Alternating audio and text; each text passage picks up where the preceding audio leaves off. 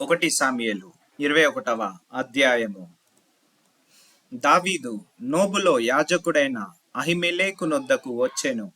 అయితే అహిమెలెకు దావీదు రాకకు భయపడి, నీవు ఒంటరిగా వచ్చితివేమని అతన్ని నడగగా, దావీదు రాజు, నాకు ఒక పని నిర్ణయించి నేను నీకాజ్ఞాపించి పంపిన పని ఏదో అదెవనితోనైనను చెప్పవద్దనెను.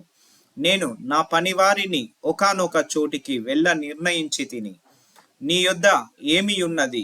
5 రొట్టెలు గాని మరి ఏమియు గాని యుండిన ఎడల అది నా కిమ్మని యాజకుడైన అహిమెలెకుతో అనగా, యాజకుడు, సాధారణమైన రొట్టె నా యొద్ద లేదు, పనివారు స్త్రీలకు ఎడముగానున్న వారైతే ప్రతిష్ఠితమైన రొట్టెలు కలవని దావీదుతో అనెను. అందుకు దావీదు, నిజముగా నేను బయలుదేరి వచ్చినప్పటి నుండి ఈ 3 దినములు స్త్రీలు మాకు దూరముగానే యున్నారు. పనివారి బట్టలు పవిత్రములే.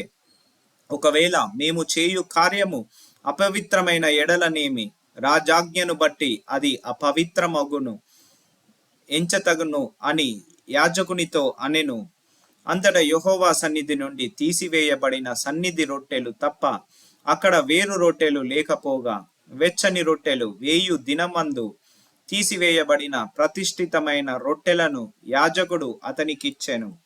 ఆ దినమున సౌలు యొక్క సేవకులలో ఒకడు అక్కడ యెహోవా సన్నిధిని ఉండెను. అతని పేరు దోయేగు. అతడు ఎదోమీయుడు. అతడు సౌలు పశుల కాపరులకు పెద్ద. రాజు పని వేగిరముగా జరగవలెనని ఎరిగి, నా ఖడ్గమునైనను ఆయుధములనైనను నేను తేలేదు. ఇక్కడ నీ యొద్ద ఖడ్గమునైనను ఈటయైనను ఉన్నదా అని దావీదు అహిమెలెకు నడగగా, యాజకుడు, ఏలా లోయలో నీవు చంపిన గొల్యాతు అను ఫిలిష్తీయుని ఖడ్గమున్నది. అదిగో బట్టతో చుట్టబడి ఎఫోదు వెనుక ఉన్నది. అది తప్ప ఇక్కడ మరి ఏ ఖడ్గమును లేదు. దాన్ని తీసుకొనుటకు నీకిష్టమైన ఎడల తీసుకొనుమనగా, దావీదు, దానికి సమయమైనదొకటియు లేదు, నాకిమ్మనెను. అంతటా దావీదు సౌలునకు భయపడినందున ఆ దినముననే లేచి పారిపోయి గాతు రాజైన ఆకీషు నొద్దకు వచ్చెను.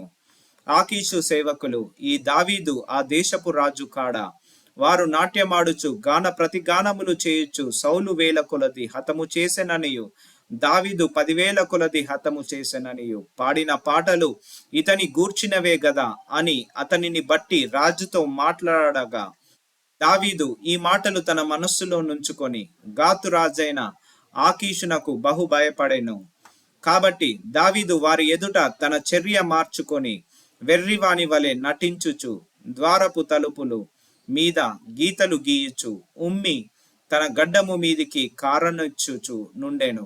వారతన్ని పట్టుకొని పోగా అతడు పిచ్చి చేష్టలు చేయుచు వచ్చెను.